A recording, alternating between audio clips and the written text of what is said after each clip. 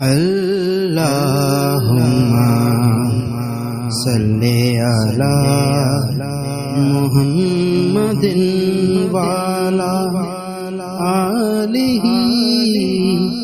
وصحبہ وسلم۔ نبی علیہ السلام نے ارشاد فرمایا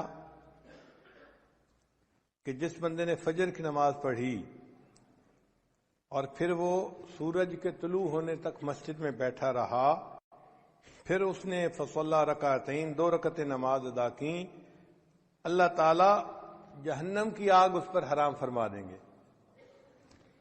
تو قیامت کے دن کا نور بھی ملے گا ان نوافل کی وجہ سے، اور جہنم کی آگ بھی حرام ہو جائے گی۔ نفل ادا کرنے والے بندے کو اللہ تعالی قیامت کے دن جہنم میں نہیں ڈالیں گے۔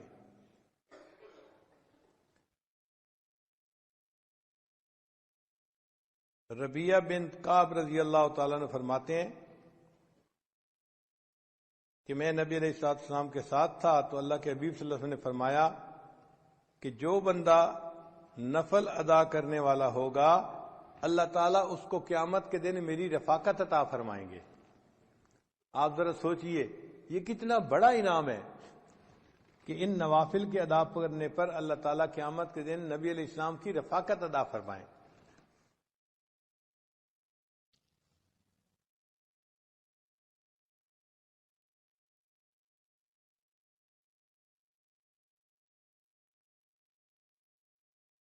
ایک بچہ اگر کسی مجمع میں اپنے باپ سے بچھڑ جائے تو کتنا پریشان ہوتا ہے، تو دنیا کے اندر بچہ باپ سے بچھڑ کے اتنا پریشان نہیں ہوگا جتنا ایک امتی قیامت کے دن نبی علیہ السلام سے بچھڑ کے پریشان ہوگا۔ اور اس دن اگر نبی علیہ السلام کی رفاقت نصیب ہو جائے تو یہ بہت بڑی سعادت کی بات ہے۔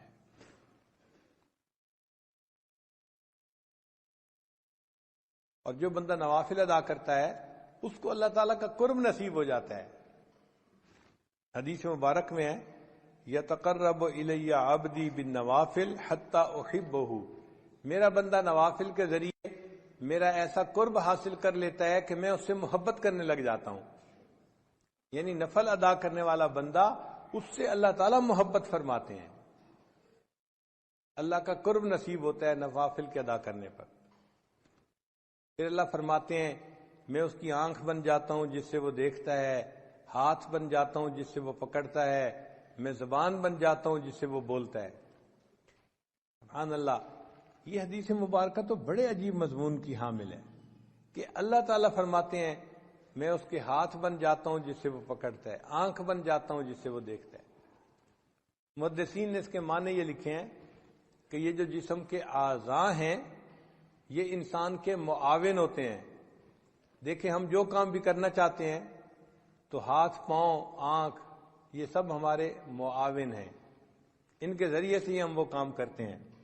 تو جب اللہ تعالیٰ نے فرمایا کہ میں اس کی آنکھ بن جاتا ہوں، ہاتھ بن جاتا ہوں، اس کا ایک معنی تو یہ ہے کہ اللہ تعالیٰ اس کے کاموں میں اس کے معاون بن جاتے ہیں، اور دوسرا معنی یہ ہے کہ انسان کے اعضاء اس کے محافظ بھی ہوتے ہیں۔ اگر کوئی آدمی آپ کی طرف پتھر پھینکتا ہے فرض کرو تو آپ اپنے ہاتھوں سے اس کو کیچ کر لیتے ہیں، لگنے نہیں دیتے، روک لیتے ہیں۔ آپ کو کسی جگہ خطرہ ہو تو آپ بھاگتے ہیں وہاں سے بچنے کے لیے۔ تو اعضاء بندے کے محافظ بھی ہوتے ہیں۔ تو جب اللہ تعالیٰ بندے کے اعضاء کا ذکر فرما رہے ہیں تو محدثین نے کہا اس کا معنی یہ کہ اللہ تعالیٰ بندے کے محافظ بن جاتے ہیں اور اس بندے کی ہر برائی سے حفاظت فرماتے ہیں۔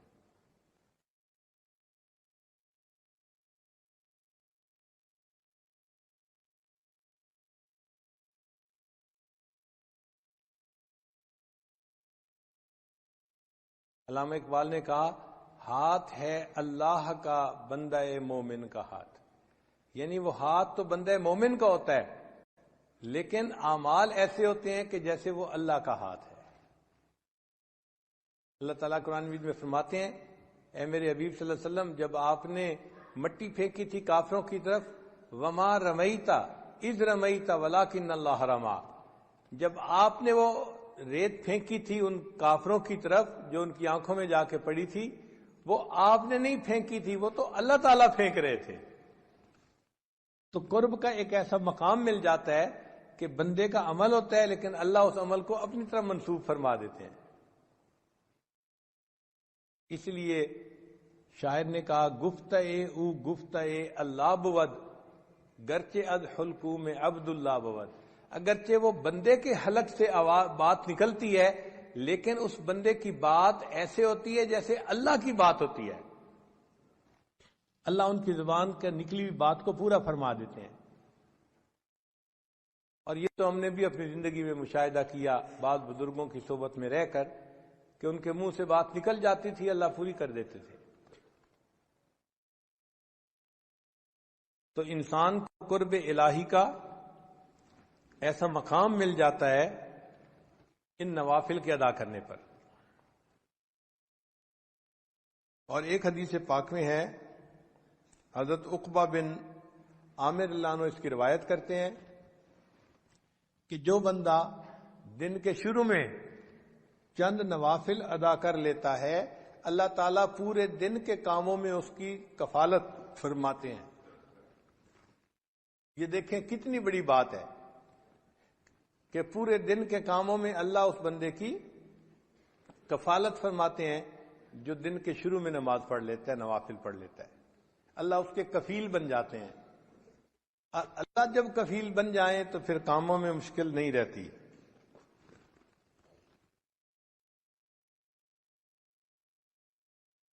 اور ایک حدیث قدسی ہے، امید ہے آپ اس کو دل کے کانوں سے سنیں گے۔ اللہ تعالیٰ ارشاد فرماتے ہیں، ابن آدم، اے ابن آدم، تفرغ لعبادتی، تو میری عبادت کے لیے اپنے آپ کو فارغ کر لے، املأ صدرک غنن، میں تیرے سینے کو غنا سے بھر دوں گا، واسد فقرک، اور میں تیرے فقر تنگ دستی کے راستے کو بند کر دوں گا، یعنی نہ تجھے تنگ دستی آئے گی اور تیرے سینے میں غنا کو ڈال دوں گا، تو مستغنی ہو جائے گا سب سے، تجھے دوسروں کی حاجت نہیں رہے گی۔ تو دیکھیے نوافل کے ادا کرنے پر دنیا کے فائدے بھی کتنے ہیں انسان کے لیے۔ اللہم صلی علی محمد وعلی آلہ وصحبہ وسلم۔